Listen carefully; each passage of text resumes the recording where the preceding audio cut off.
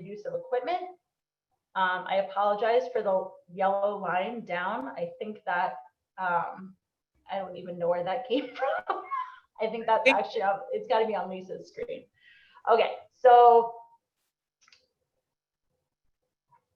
I set this up as, you know, a couple different units, if you want to say. I know we really don't do units within elementary, but we were just trying to keep a theme going here.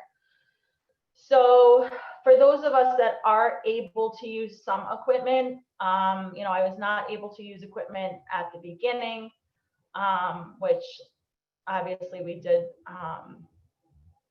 more fitness activities. And then we made our way outside. We spray painted, it's kind of like a bowling alley. Instead of squares, I had them have their own lane 12 feet apart, which isn't always easy to project your voice on a windy day, but you know, that's what we have. So we started off with using wiffle balls, and you know, underhand toss went to overhand toss. And then actually we started off with soccer, and then went to overhand and underhand throw. So soccer, every kid had a soccer ball. We had lots of ball jokes. You know, don't touch anybody else's ball. I mean, it was going on forever. And sanitizing before class, after class, their own hands, the equipment. But honestly, you know, I thought it was going to be more difficult than it is. We did wind up getting a garden sprayer, just that pumps and sprays down the equipment. As we go back in the building, we leave it outside. By the time we come back outside, it's dry.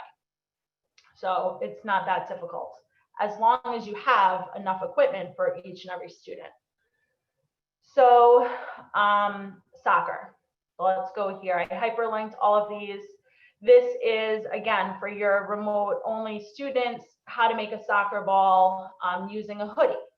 So within Google Classroom, we posted our assignments for dribbling, for passing, and not everybody has a ball at home. So this would be in addition to posting the skills on there, how they could make a ball at home.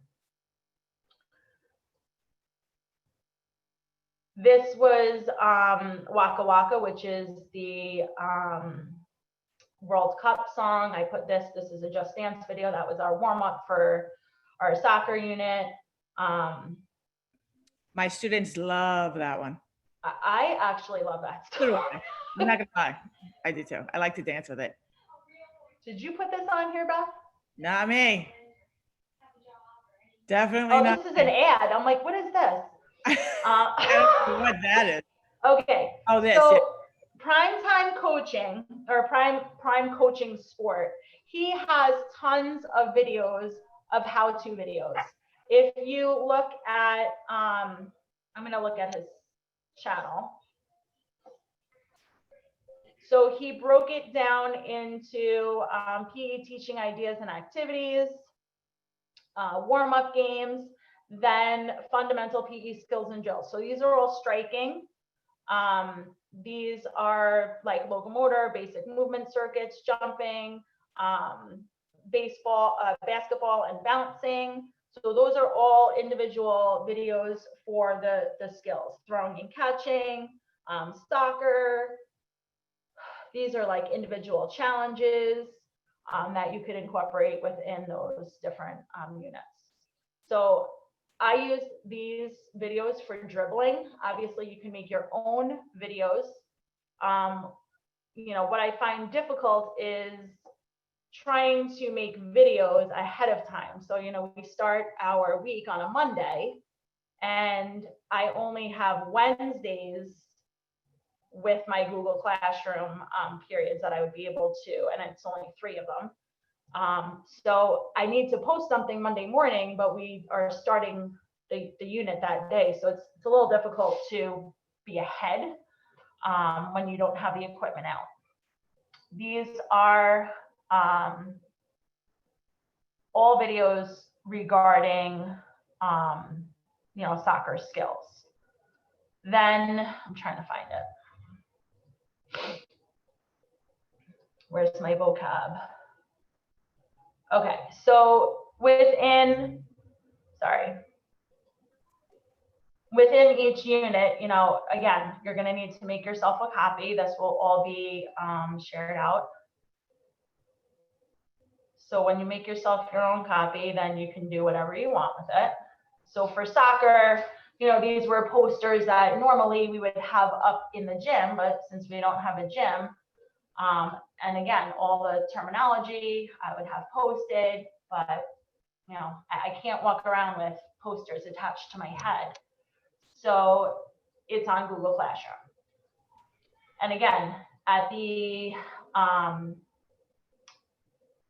for each assignment, we have some kind of, I have an evidence of learning box on my Google Classroom, and either it's them sending us back a video of them doing it or some kind of question and their answer. And I put up the vocabulary so that I give them the resources. So it's very simple. All they have to do is look at this, give me one soccer skill that you think that you need to work on. All the terms are right here, and they just would need to, give me a one-word answer. Go ahead. I was going to say too, with the kids outside, what we've been doing is we have a portable dry erase board. So the signs like this during a unit will attach to the board. Typically, when you're in class, I'll use my computer to project, but I don't have that kind of option this year. But also you can laminate the signs. And I don't know if you where my field is. I have a kickball fence, and I've been just laminating the posters, hole punching them, putting little clips in it and hanging them to the gate, really trying to get as creative as possible. I have 5th grade in my gym now this year. So outside is all I have. So I'm just trying to get as creative as I can with the space that I have. So I was outside one day and I was looking, I don't have a fence right near where I'm teaching outside. I'd have to move my teaching location and all my lines, but I do have a brick wall. And I was like, oh, you know what? Hello, chalk, sidewalk chalk. I'm going to write all the terms on the wall. So I got my sidewalk chalk. I started writing all the words and the warm up on one side and the soccer terms on the other. And by the following period, they were gone. Wow. So I then went over them with yellow chalk because it was a little bit brighter. And for some reason, by the next day, I don't know if it was the morning dew, the sprinklers, all gone. So I thought I had this great idea with that was going to be my whiteboard, and yeah, another failure. So it continues. Okay, so you can also make a whiteboard by taking a poster, just regular oak tag, and laminate. laminating, Yeah. Velcro it right to the wall. So again, these are all soccer drills. Moving on to throwing and catching. So this is my vocab for throwing and catching. These are all of his videos for overarm throw, underarm throw. I'm going to have Beth talk about her little baseball activity that she did.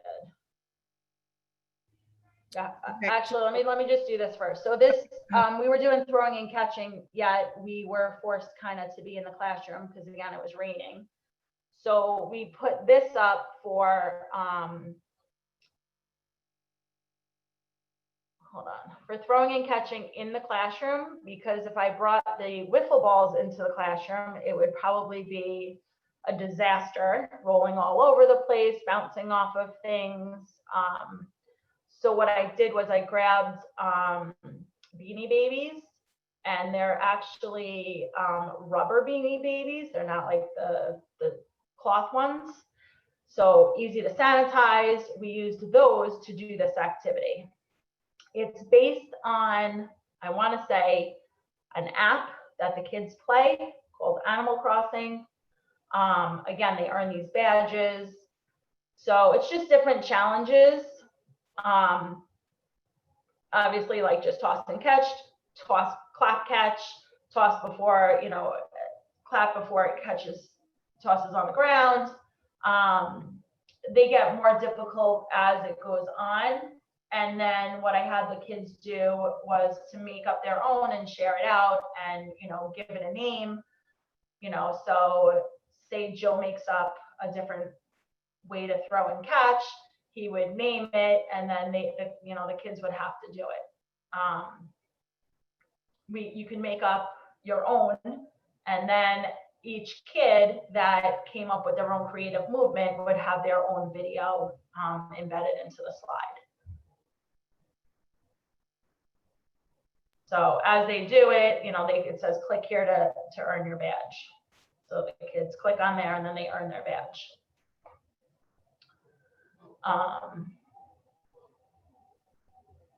Where's Beth?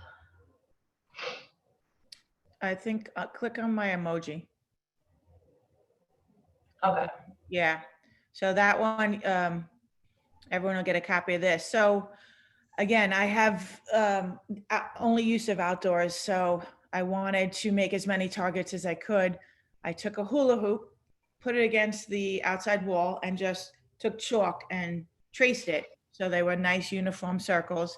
And I used wiffle balls because they're easy to sanitize. And I was doing a K-2, teaching them how to do an overhand throw. And what I would do is I would put cones certain distances away. So a blue cone would be, 6 to 8 feet away from the wall. A red cone would be a little further back. And what it is the cone that's closest to the wall would be a single. The cone that's a little further away would be the double, the triple, and so forth. And what the kids are doing first is I teach them how to start off easy. If you look on the second page, there's these little runners. I cut those out. I put Velcro on all the 4 bases and Velcro behind the runner. And if me and Kerry were working together, I would throw the ball first. If I got my ball in the strike zone, we would take one of the runners who's Velcroed on home, and we would move him up to first base. If I missed, nothing happens. And then Kerry would go. If Kerry maybe is getting very good, she backs up to the double and she's able to get the ball inside the hula hoop, then we can move that runner 2 bases instead of 1, and so forth and so on. And these are dry erase. So on top where it says home and away, either I'm battling Kerry or we're doing it together versus another partner. And every time we get a runner to go around all bases, we give ourselves a point. And the kids, it was just a fun, engaging way to put a little spin on throwing and catching in a unique way outside. The great thing about it is it was all Velcroed. I took wipes, cleaned it right off as they handed it to me, and the wiffle balls, and I can easily sanitize all of that, which was great. I think, go ahead. I found, we started off with soccer, and I'm going to say in May, I put my order in. I had to come up with what equipment I was going to use for the following year. And in the back of my mind, I was thinking, God forbid, we're still in this situation in September. I need more ideas to do outside.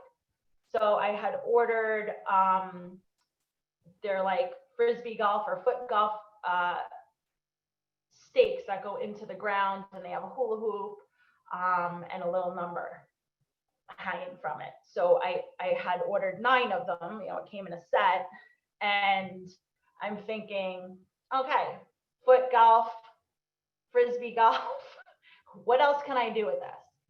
So we've been using them as different targets for height. You can put a hula hoop down on the ground. So when we started our soccer unit, I came up with like 2, ideas. One was,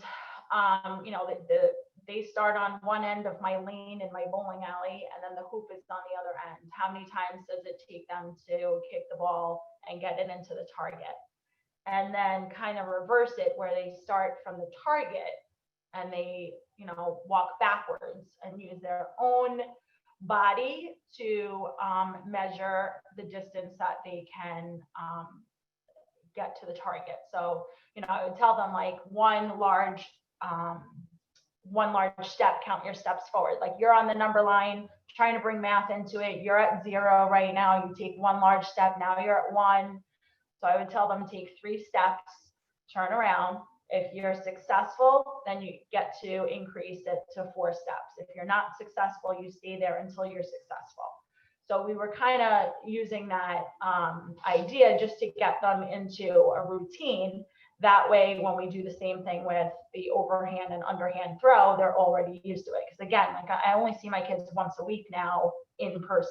So I'm trying to get, when they are with me, the best use of our time. And even if, we're in the classroom, then I might not get to see them, for that outdoor unit. So taking that, you could do the same concept using a Frisbee. I'm now doing it with the floor ball. Obviously in the grass, you're not really working on basketball skills unless you're using buckets. But, you just have to think about what skill are you actually trying to teach them? I mean, really, honestly, they don't need equipment in their hand to learn how the technique for underhand throw or overhand throw is. It's like, I know Open has imaginary or mime sports. So you're teaching them the motion of going through the technique without the equipment. That's Kerry, you hit on a great point, which is once you know truly your objective of the lesson, you can find the creative way. Okay, now if this is my objective, okay, now how can I achieve this objective with the lack of equipment or the parameters that are surrounding this? So that's, I think if we start there, it's much easier to address. And when you were saying that with the bean bags, my coworker had a great idea to take, because our bean bags are the old Velcro, not Velcro, they're soft, Please. they're nice, but Please. they're not they're not the vinyl, the nice wipe downs. So we put them in plastic Ziploc bags so we can sanitize the outside, which still allowed us to use that, which again, it was like, oh God. It's like pretend laminate, Yeah. laminate for equipment. Yeah. Uh-huh. So is it the best? No. Are we being creative? Yes. Are we letting a lot of things go? I know a lot of us are set in our ways, and sometimes change is not easy. Still working through that.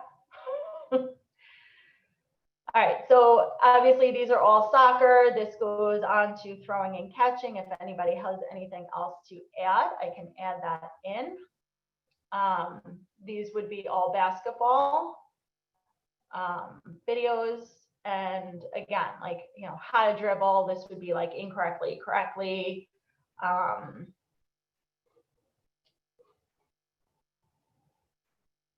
Chest pass, bounce pass. So all the different skills are in here, whether it's you doing the actual skill within your own video or grabbing something that's, already made.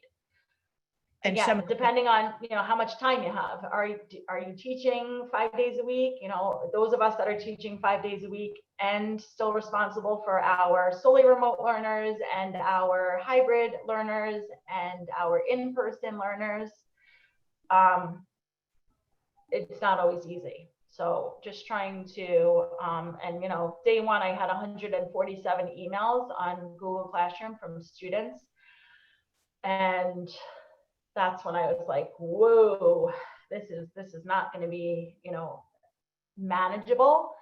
It has gotten to be more manageable. But it could be overwhelming. Yeah, Beth.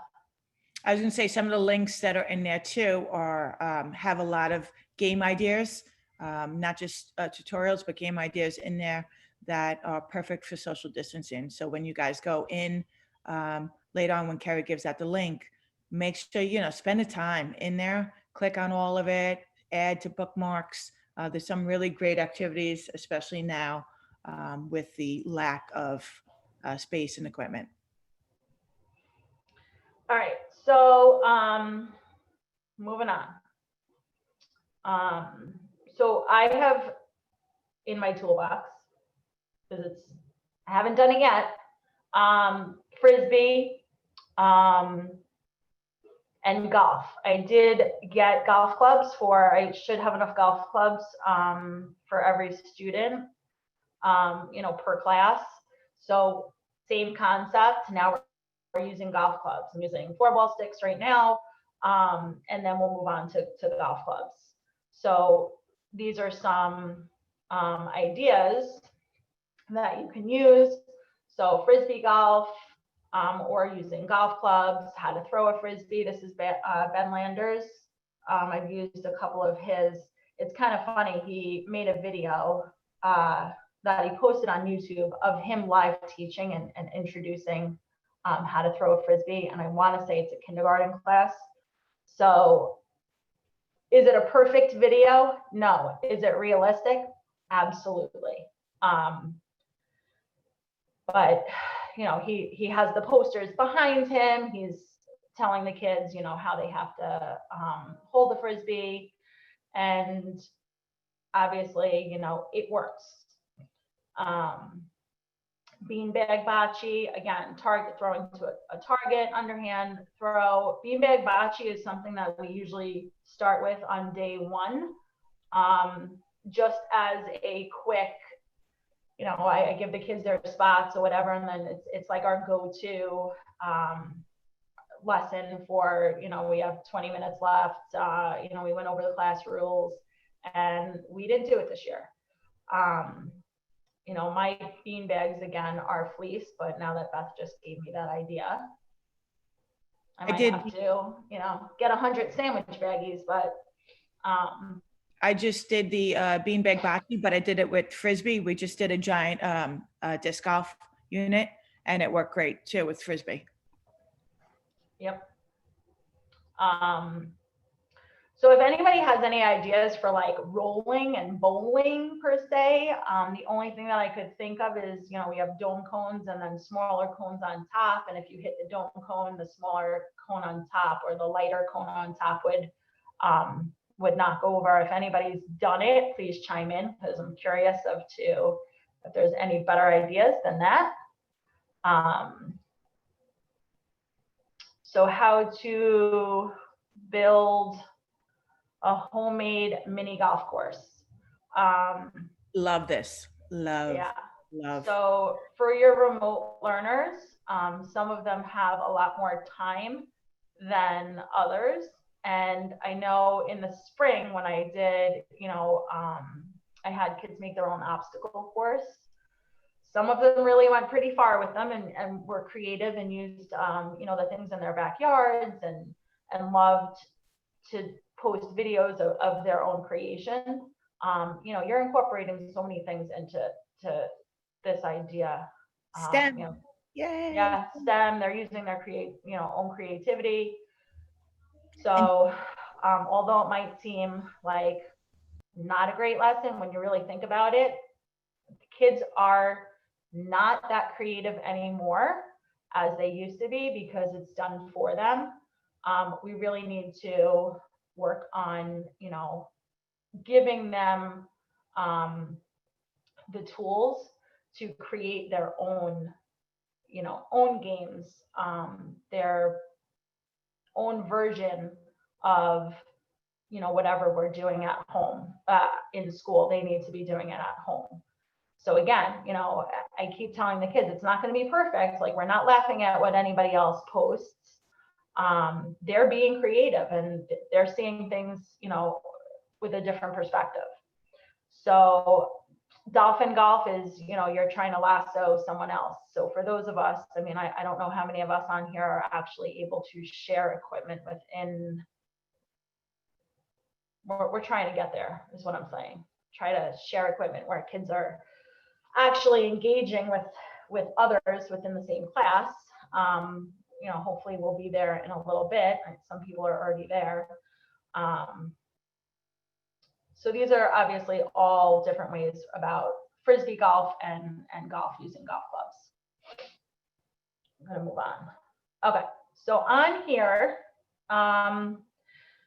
My idea was outside with no equipment.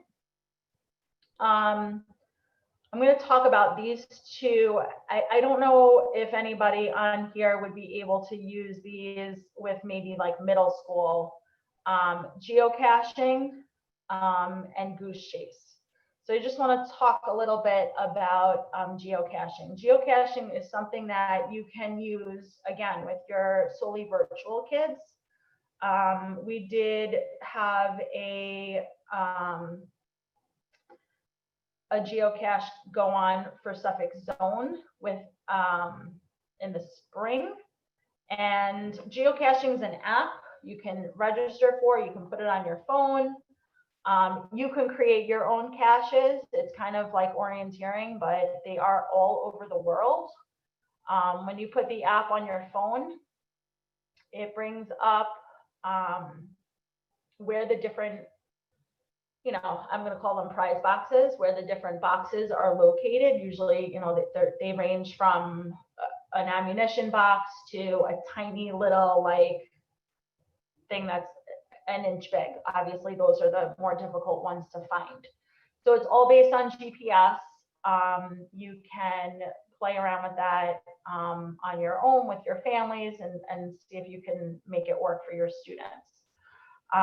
They're logged, the students would be able to give you the results of their finds. They can share their screen or, a screenshot with you. You can set up ones on your own, which I, of course, did. After the first storm that we had over the summer, the park that I put it in needed to take the tree down that I had that cache hidden in. So it's gone. So I was getting notifications like, I can't find it. And the park is literally around the block from my house. So I go there and all the trees are gone. I'm like, you gotta be kidding me. So lesson learned, but I hid it. I had numerous people sending emails about what I had put in the box because, it's supposed to be like, leave something, take something. I had a bunch of things in there that we came up with as a zone and as a state organization. We had, a compass. I do right now have several trinkets that if you are interested in incorporating this into your program, that I can give you to hand out to students for some kind of incentive. So I have little compasses that I believe say New York State Aford. So if you're interested, just please let me know and I can make that happen. All right, go ahead. No, I was just gonna say me. I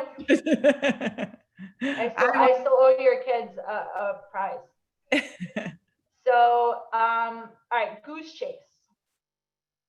If anybody has used goose chase, it's a lot of fun. So this video just takes you through how to set up a goose chase. Goose chase is a scavenger hunt that I know Beth and I did one. We were Team New York State Aford, and we were going against other state organizations. It wasn't easy, but it was a lot of fun. It was in the midst of lockdown. Yes. So it gave us something to do. And they were not all easy. There are scavenger hunts that are already set up for you. It's kind of like a plug and play. You could grab ones that are already made up.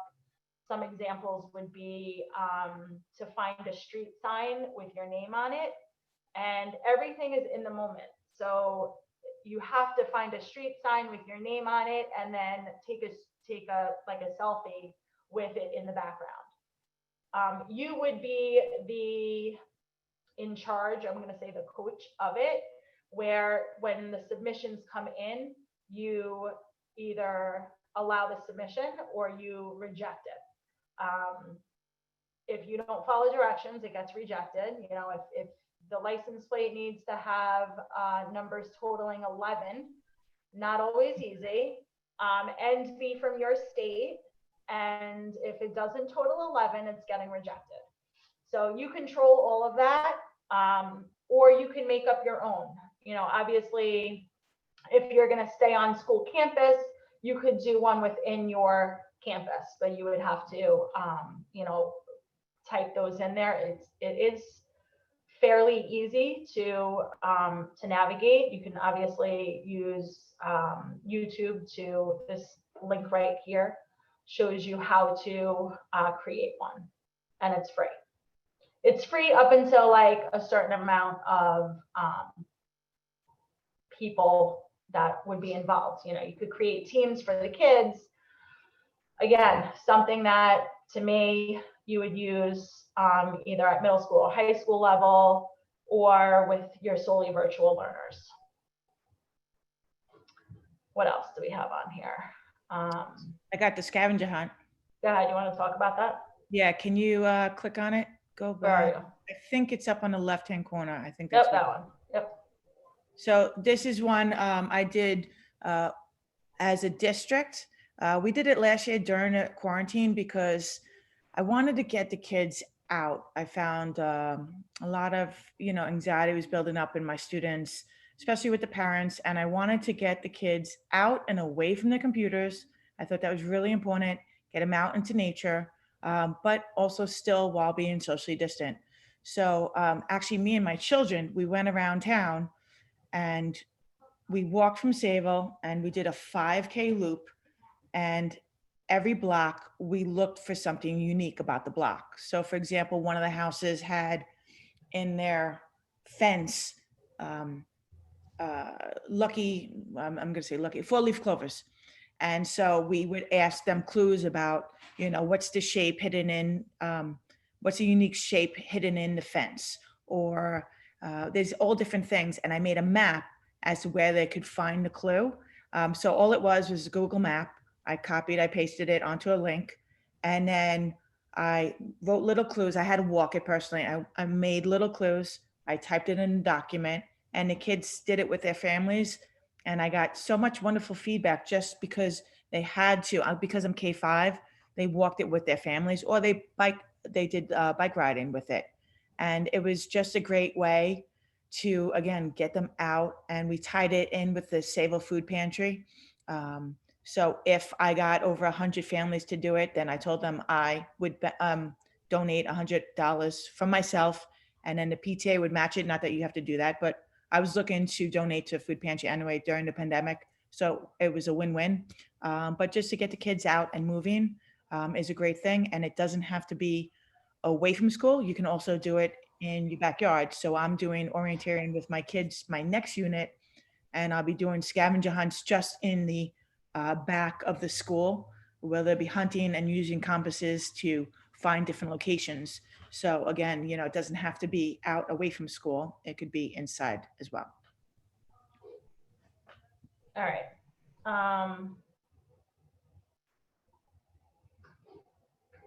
What else is on here? Top 10, is this you? I don't have to see it. Oh yeah. So these are great fitness games that they could do. Hygiene, you know, no touch, hygiene free fitness games. And some of them are really cute. So again, a lot of the links in here have multiple games that you can use in them. So explore it at your own leisure and enjoy it. These are games you can use without equipment, and they're fun partner games. Oh, and Cards Against Obesity. So non-humanity. I just ordered them. I wanted to see what it's about. They look like fun, and I, you know, enjoy all that kind of group partner fitness, anything to make fitness fun. So that looked cute. So I will get back to you on how they are. Before I promote anything, I like to look at it, make sure it's appropriate. So we'll get back to you on those.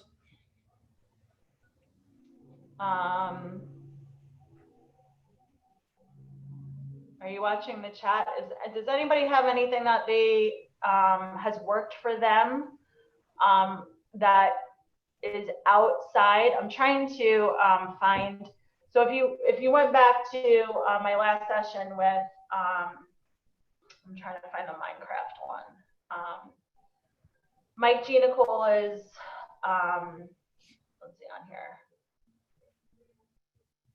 So instead of using, I'm trying to think.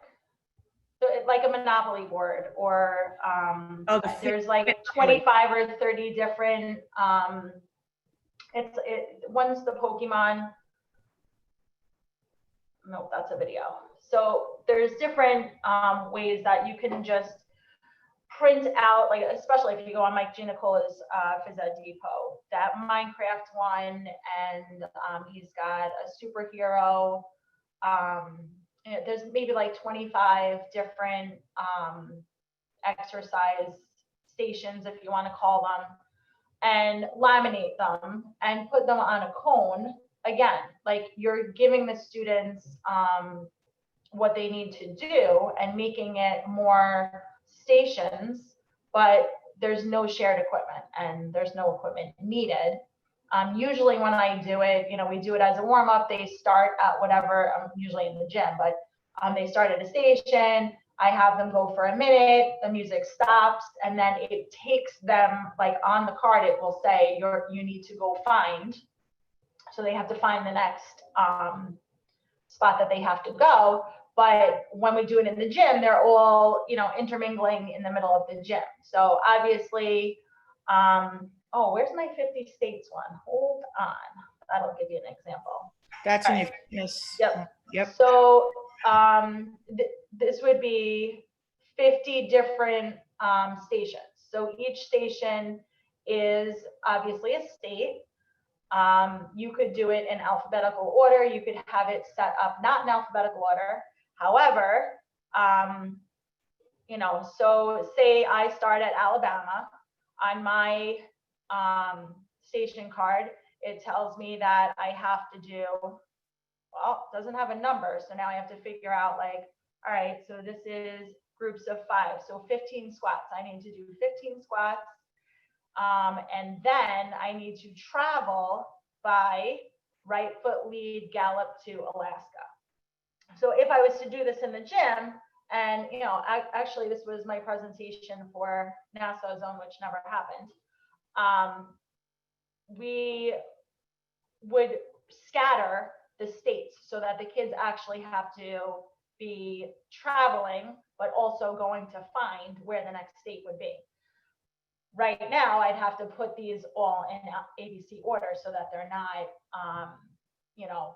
they have to keep the social distance going. So Alabama, Alaska, goes all through the 50 states. I tried to put something that the state was known for up top. I also have the state capital in here, and I have the map of the United States. So each state has a different exercise. There's no exercise that is repeated. Each state has 50 different ways, or there's 50 different ways to move or travel to the next state. I kind of racked my brain for 50 different ways to travel. So this is like army crawl, this is frog jump to, seal walk to, leap to, and again, so like Florida has Disney World, and it just kind of, my intention was if they were with a partner, they would be discussing, okay, let's go over what the state capital is. Let's go over, what do you think that picture is? Have you ever been to that state?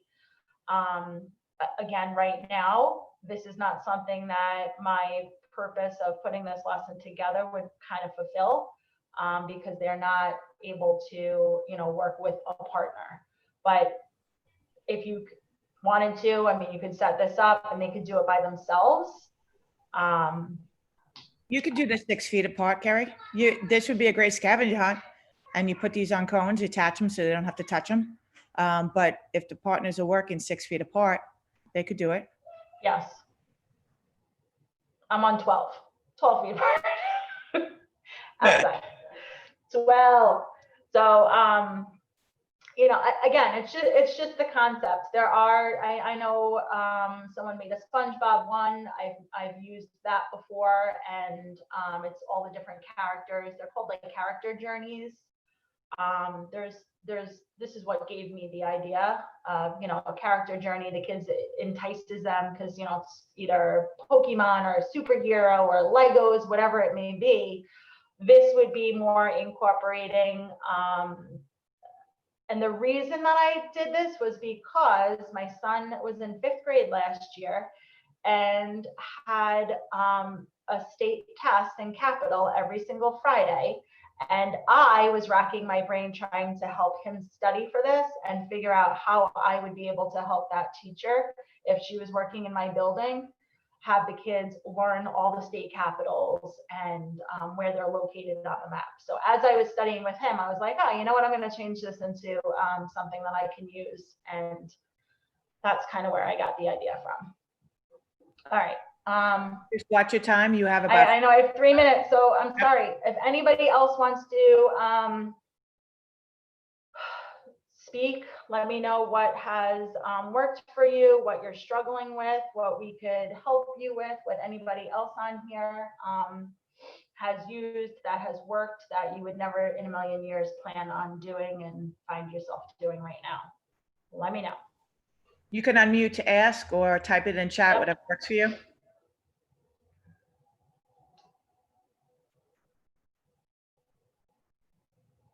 Anybody? Bueller? Can you send me this so I can print? I'm not really sure what that person would want printed. Yeah, they're talking about your Florida states, and yes, it's all of this in the presentation. You can click on it, make it copies. Kerry made each link, so it has that you'll get forced a copy, which is awesome. It goes right into your Google Drive. Hopefully everybody has Google Drive by now. Yes, if not, you'll need it. I had to think about, I don't even remember who it was, and it might have been Ben Perillo, going back to 2012, 2013, when Google Drive first came out. And I was doing, it was called Google Hangout at the time with them. And they're like, all right, you really need to get this Google Drive going. I'm like, Google Drive? What's this Google Drive? So funny, my Google Drive originated in 2013. However, my Google Drive was under like my personal account. So now that we have one, converting all of my files, you know, sharing and uploading from my private account to my school account was a transition in itself. But I have to say, when Google Drive is working correctly, and most of the time it really is amazing, the things that we can, and you know, we have been doing with them. So, all right, anybody else?